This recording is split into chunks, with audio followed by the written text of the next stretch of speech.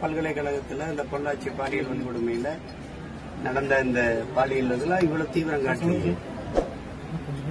நான் ஏற்கனவே ஒரு அழைப்பானை கொடுத்தாங்க, கையெழுத்திட்டு சொல்லிட்டு தான் வந்தேன்.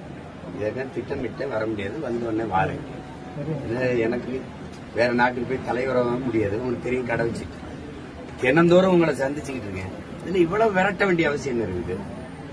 இந்த அரசு இது தினந்தோறும் உங்களை சந்திச்சுக்கிட்டு இருக்கேன். இதுல இவ்வளவு விரட்ட வேண்டிய அவசியம் இருக்குது. இந்த அரசு இது மாதிரி வேற எதுலயாவது நடவடிக்கை எடுத்திருக்குதான்னு நீங்க பாருங்க.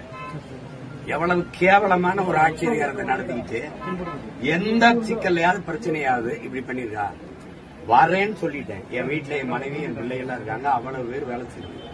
நான் இந்த கிருஷ்ணகிரி தான் இருக்கிறாங்கன்னு இங்க பாதுகாப்பு காவலருக்கு தெரியும், அங்க இருக்கிறவங்க தெரியும். என் வீட்டுல என் ஓட்டுற சேட்டதான் நீங்க ஒட்டிட்டு போன பிறகு என் வீட்டு கதவுல இருக்கிறது அங்க வேலை என் தம்பி ஒருத்தர் கிடைச்சிருக்க. அதுல என்ன பிரச்சனை? நீங்க இது ஒண்ணு நான் தான் வருவேன்னா வருவேன்ல.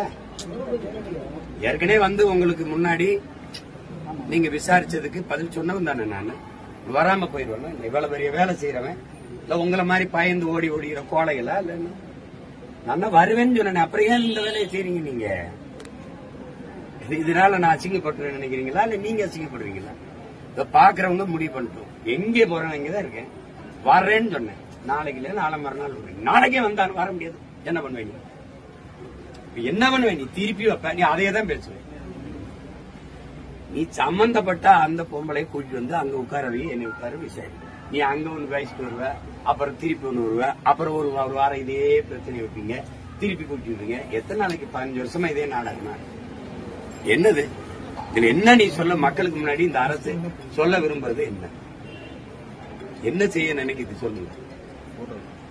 நான் திருப்பி நீங்க முதல்ல விசாரிச்ச அதேதான் திருப்பி அதேதான் சொல்லுவேன்.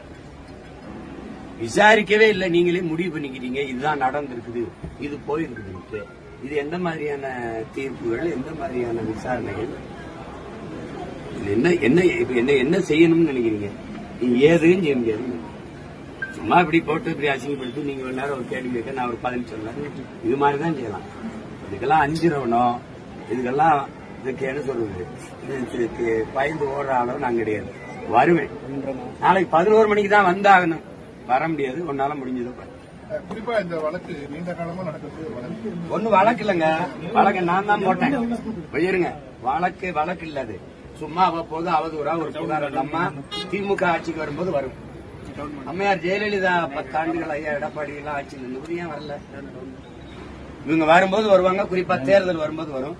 என்னை சமாளிக்க முடியலன்னா அந்த அம்மா கிட்ட வந்து நிறுத்துவாங்க. பெரியார் வாங்கின அடியில இவங்களுக்கு என்ன பண்றது தெரியல, என்னை எப்படி சமாளிக்க தெரியாம மறுபடியும் பொம்பளை கிட்ட இருந்து அது நான் தான் வழக்கு போட்டேன். ஏன் இது ஒண்ணும் இல்லாத வழக்கு, இதை அழிச்சு விடுங்கன்னு. அங்க இருந்த ஒரு மகான் அவர் வந்து இதுல வந்து இல்லை விசாரிக்க வேண்டும், விசாரிச்சுட்டுல தீர்ப்பு எழுதணும். இதெல்லாம் நடந்திருக்குன்னு சொல்லிட்டு தீர்ப்பு எழுதுனா விசாரணை எப்படி நடக்கும்?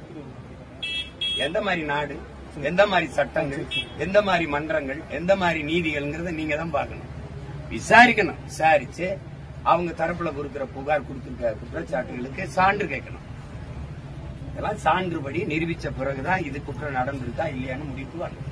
நீங்க அது எதுவுமே செய்யாம நினைக்கும் போதெல்லாம் அந்த பொம்பளை கூட்டி வர வேண்டியது சேத்த இது பண்ணது. என்னை சமாளிக்க முடியலன்னா இப்படி ஒரு நாடகத்தை போட வேண்டியது. நானும் இந்த நாடகத்தை பார்க்கத்தான் போறேன். இது என்ன நடக்குதுன்னு பார்க்கத்தான் போறேன். நீங்களும் பார்க்கத்தான். நாளைக்கு காலையில் விசாரணைக்கு நாளைக்கு தருமபுரியில கலந்தாயிடும். நான் வருவேன். அந்த வலசரவாக்கம் காவல் நிலையம் அங்கதானே இருக்கும், நான் இங்கதானே இருப்பேன். என்ன அவசரம் சொல்லு. அவசரம் வர முடியாது. என்ன பண்ணுவேன்?